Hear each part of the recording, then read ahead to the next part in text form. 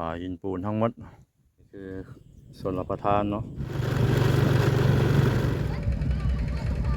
คุ้มท่าแขนโอ้อันนี้บ้านนาโพคือกันอันนี้บ้านท่าแขนบ้านท่าแคนบ่ได้แล้วบ่เป็นหยังอันนี้คือตาดคอนแก้วพี่น้อง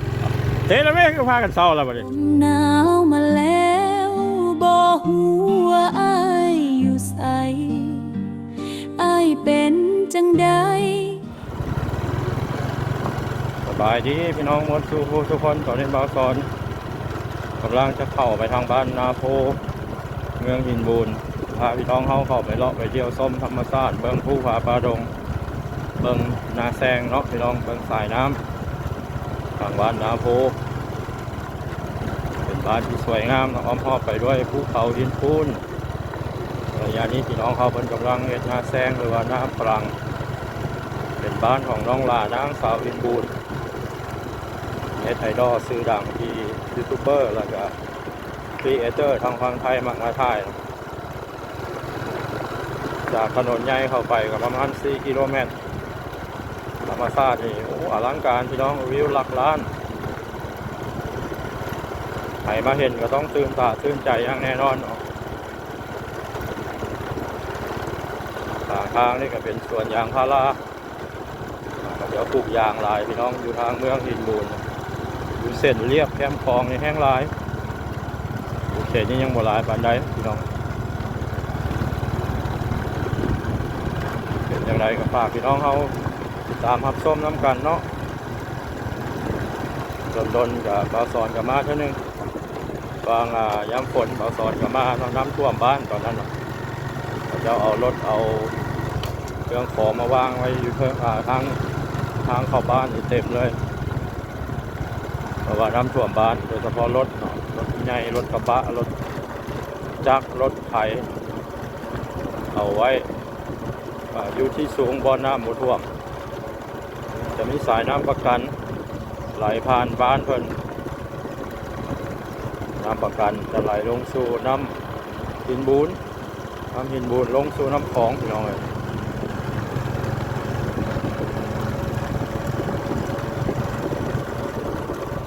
ตอนนี้ก็เป็นเวลาบ่อยค่ำลงแรงพี่น้องเลยประมาณ3 โมงกว่าจะเข้า4 โมงแล้วเนาะ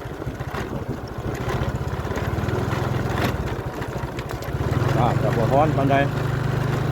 การหนาวพี่น้องเลยสอนจะใส่เสื้อ2 โต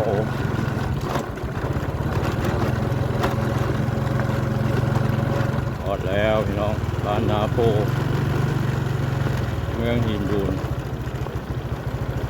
งามขนาดเลย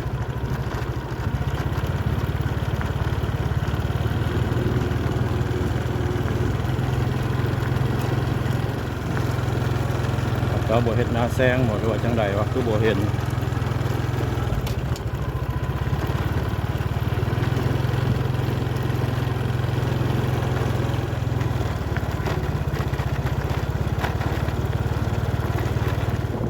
หวะเสาเมื่อยก่อนพี่น้องอีกประมาณ1 กิโลเมตรสิฮอดบ้านนะวิวเด้พี่น้องเลยลักล้านงามแท้งามว่าบ้านนาโพผาหินปูนทั้งหมดผาที่พี่น้องเห็นเป็นสีเทานะจะบ่มีต้นไม้เนาะมีก็บ่หลายผานี่แหละมีต้นไม้พี่น้องต้นไม้หลายอยู่เนาะอ๋อถูกพี่น้องเลยวิวโคตรงามบ่อนี้งัวก็เต็มทงงัวหลายขนาดเลยมันมีควายพี่น้องมีแต่งัวเนาะมีสายน้ำเนาะเป็นชลประทานที่เขาจะปล่อยลงมาใส่นาแซงหรือว่าน้ำปลังทางหน้าเบื้องซ้ายมืออ๋อสวยนาแซงเขาเจ้างามกำลังงามตอนนี้พี่น้องเลยส่วนลายเพิ่นจะเห็ดหน้าดำเลยบ่เห็ดหน้าหวานวะ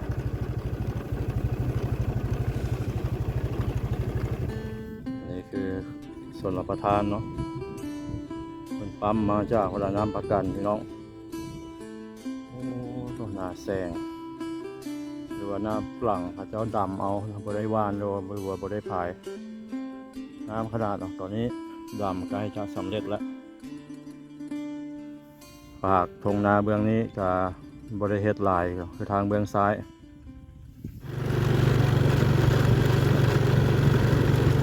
ดำใกล้จะสำเร็จแล้วพี่น้อง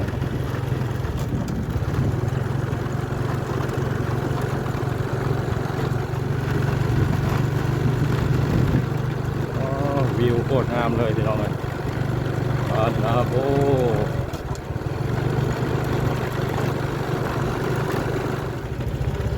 ควายพร้อมกับควายก็มีครับโบราณปานใด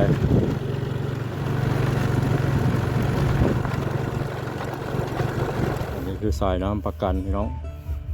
อยู่แคมป์2 ฝากฟังในพี่น้องครับเพิ่นก็สิอันนั้นปลูกพืชผักเนาะยามแรงสาบานก็สิพากันมาอาบน้ำอยู่นี่เป็นวิถีชีวิตเนาะสวยงามขนาดมีครัวข้ามไปทางเบื้องนั้นเนาะพี่น้องเป็นครัวไม้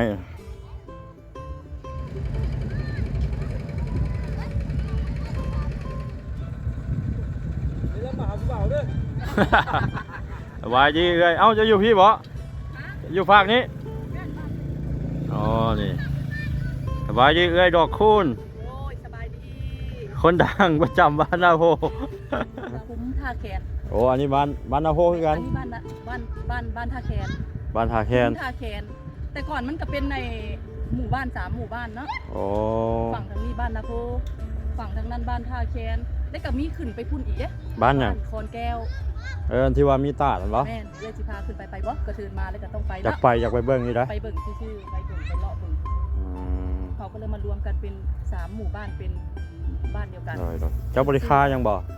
ขึ้นชื่อว่าบ้านนาโพ เจ้าบริคายังบ่ บริการอย่างมนิสระมืดมือ เขาเฮ็ดหยังงานอย่างเทิงอะงานดองบ่ เดี๋ยวจังล้ม เอ้ยเอาร้านนี้ฮะโอ้ยเป็นยังไงดอกคูณเสียงแคนเนาะ โดย เพิ่นเป็นอันนั้นได้นี่ครีเอเตอร์ เทียเตอร์ ประจำบ้านทาโพเนาะโอ้งามเนาะเฮามักบรรยากาศแถวนี้เขาจะปลูกซาลี่บ่ฝั่งนั้นน่ะ แม่นยามไอ้ฤดูกาลหลังจากเก็บเกี่ยวเข่าวแล้วกับทางชาวบ้านเพิ่นก็มาเฮ็ดสวนพักปลอดสารพิษกินกันเอง ฝากเนาะ ตามแบบก็สิมีแบบสวนของไทยของมันฮอดยามฤดูกาลแล้วก็สิมา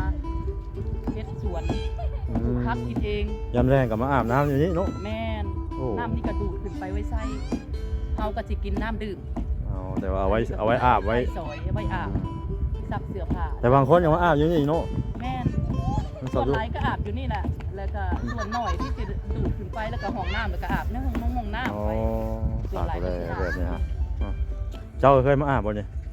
ต้นทางเงินด้วยอยู่ใต้ เคยมาอาบอยู่เนาะ เคยมาอยู่แต่ลูกสาวเคยขี่รถมาอ่ะ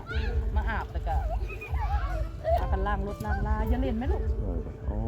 ฝากพี่น้องเข้าไปติดตามเพจของเพิ่นได้เนาะ ขอบใจ ดอกคูณเสียงแคนลาบ่ เสียงแคน ดอกคูณเสียงแคนละละเนาะ ดอกคูณเสียงแคน ชาแนล โดย เป็นเจ้ได้ ไปได้ดอกแคร์มาแต่ใส่นี่ เจ้สวนยางพารา มี FC ให้มาบ่ เอาซื้อ โอ้ยืมเงินมี ว่า อ จะ ยู่นะ เอามาฝากเจ้าเนี่ย บ่มีอยู่ อ๋อมีกระยาจะเอามาฝากเจ้าเนี่ยเอาไว้นี่ก่อน โดย เป็นเจ้สวนยางพารานี่เนาะให้เราอ่ะ บ่ได้เป็นเจดาบ่ได้อยู่ได้กิน เออ ใส่ซอย ปลูกยาง ในชีวิตประจำครอบครัว ไปเลาะไปทางฟังพุ่นไปเขายังไม่เคยไปเลยเพื่อส่วนหลายก็มาฮอดนี่แหละนี่คือสวนของเอ้ยดอกคูณเพิ่นป้างามเนาะบ่ได้แล้วบ่เป็นหยังได้แล้วขอบใจเอ้ย ได้แล้วขอบใจโอ้พักปลอดสารพิษเนาะงามขนาดเลยเนี่ยบ่เอากันให้เอ้ยบ่เอาบ่เอาลกกว่าแห้งแล้วบัดนี้โอ้ยเฮามีอยู่พักค่ะ เอาไปของฝากของต้นเนาะ โอ้ ต้นพวกลูกพัก เกรงใจเจ้า เป็นหยังเราให้สิลกออกจากไอ้เบี้ยบักเพชร เออ เพราะว่าไอ้บักเพชรมันเจริญเติบโตแล้วก็กิน มันงามบ่ แม่มันหนำบักเพชร โอ้งามเลยเนาะบ่ได้ใส่ปุ๋ยใส่หยังเฮ็ดนั่นบ่นี่ ธรรมชาติเลยเนาะ ตอนเวลายามเฮ็ดนี่ก็เขาเจ้าก็สิคุมเผาให้มันเป็นปุ๋ยอะนะเป็นฝุ่นนะ โอ้เผาถ่าน เขาก็จะเอาเป็นกันละเป็นหนึ่ง โอ้เอาจักหน่อยก็พอแล้วเอ้ยเอาไว้ให้เพิ่นขาย บ่ขายเด้ บ่ บ่ ขา ขาย ยก็มีเบิดมีเบิด อื เลย ม มีจนมาสิได้แบบมาแวะมาหาเอื้อยก็ได้เป็นพี่เป็นน้อง มาหยังมากับบ่มีแนวมาต้อน บ่ ซ้ำ เป็นหยังเลยบ่ บ่ได้เป็นอย่างเลยบ่ได้ถือสาบ่ได้อย่างเลย ผักกาดหยังนี่กาดซ้อมบ่ ผักกาดซ้อมแต่มันยังพันได้ซ้อมด้วยจ้ะ งามเลยสาลีก็งามขนาดเนาะสาลีเนี่ย ประกอบไปพ่อเดี๋ยวก็จะได้กินมักกะลีแล้วก็มักเพชร หรือ มันใน กันได้เจ้าเอาดอกแคเด้อ แล้วจะเอาไปอย่าง บ่เอาไว้เฮ็ดกินนะ เอาไปก่อน เจ้าเอาดอกแคนี่ถ้าเอาพักเป็นสิพาไปลิ้นน้ำตกตาดพาไปลิ้นตาดคอนแก้วเนาะตาดสายน้ำประกันนี่แหละพี่น้องเลยบ้านคอนแก้วอันนี้คือตาดคอนแก้วพี่น้องโอ้สวยงามเลยน้ำกระใสครับขนาดเป็นบอนลิ้นเป็นบอนหาปูหาปลาของพี่น้องชาวบ้าน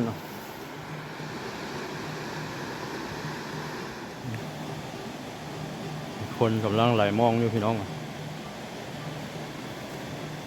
น้ำไหลแห้งว่ะ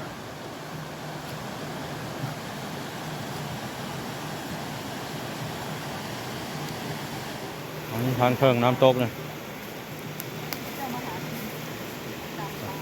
โอ้ดำเอาวะตามโคตรทีนี่เนาะ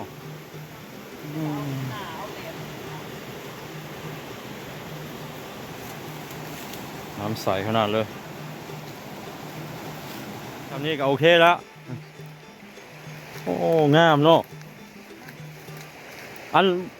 ข้างหน้าน้ำตกเนี่ยมันเลิกบ่เอ้าตัวดีเย็นข่าวเด็กน้อยตกบ่แม่นไทยบ้านนี้ไทยบ้านโคกบ้านอื่นเอามาเล่น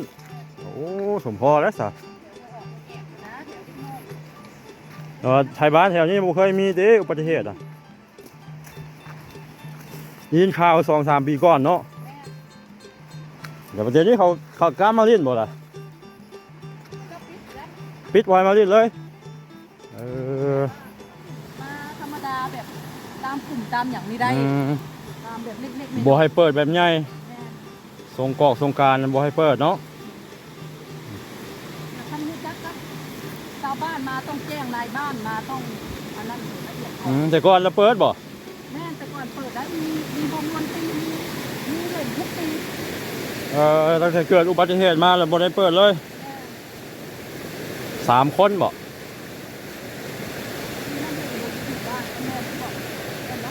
เขาเจ้าโต๊ะข้างหน้านี่บ่มึงบ่ได้เลิกปานไหนติ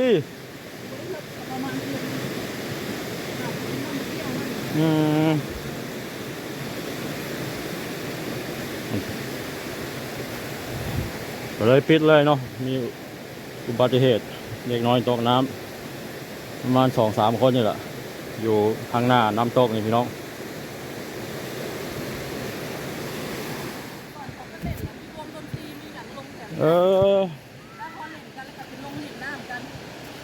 มันเป็นเดินกว้างเนาะแต่บ่ได้มีการเกิดขึ้นในช่วงเวลาการเล่นเลย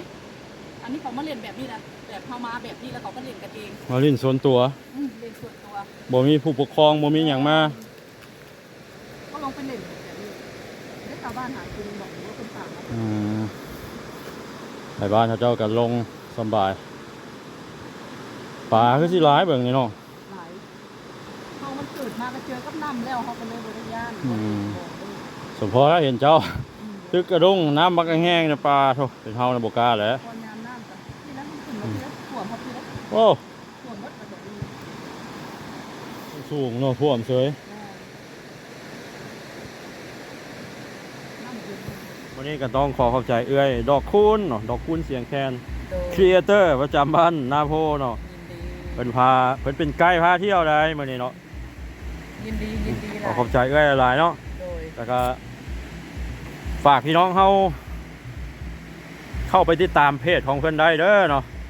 ดอกคูณคืนถิ่นชาแนลเพจดอกคูณคืนถิ่นชาแนลเนาะเพจของเจ้าส่วนตัวก็มีดอกคูณเสียงแคนเพิ่มอย่างได้เพจละดอกคูณคืนถิ่นบ่เพจดอกคูณคืนถิ่นชาแนลเป็นเฮ็ดทรายแบบวิถีชีวิตเนาะตามแบบของตัวเองตามแบบต้นฉบับของตัวเอง เสียงดังๆฟังชัดประมาณนะ ปัจจุบันนาโพเราเป็นจะเป็นนาสาวบ่แม่นเป็นหยังกับน้องหลานาง เป็นญาติพี่น้อง เป็นพี่น้องซื่อๆเนาะ แม่กับน้องหลานาง มื้อนี้ก็ต้องขอ น้งหลานางสาวหินบู ต้องขอเข้าใจเอื้อยเพิ่นหลายๆเนาะ โอ้ยขอบใจเช่นเดียวกัน ก็ยามแรงอยู่ตามชนบทเด็กๆก็สิพากันเล่นกีฬาเนาะเตะบาสหรือว่าฟุตบอล เอาก็คือเสาเตะแล้วบัดนี้คือเสาเตะเลยเตะแล้วแม่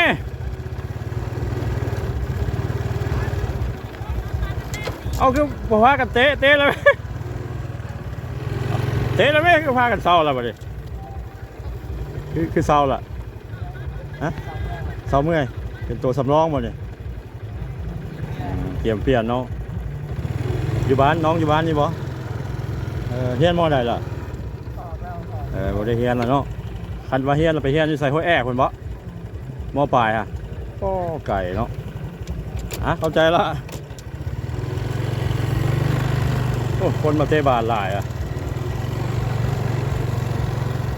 ก็อยู่ที่บ้านคอนแก้วมี3บ้านเนาะเข้ามาในนี่นาโพพาแคนคอนแก้ววันนี้ก็ต้องขอขอบใจเอื้อยดอกคูณเสียงแคนเนาะเอื้อยดอกคูณเพิ่นพาเลาะพาเที่ยวแต่ว่าเป็นใกล้เป็นเจ้าถิ่นเนาะมาวันนี้มาสอนขออนุญาตปิดคลิปนี้ไว้ซ้ำอีกก่อนเด้อพี่น้องคลิปหน้าพบกันใหม่ขอขอบใจทุกท่านที่เข้ามาติดตามรับชมเนาะสำหรับคลิปนี้สบายดี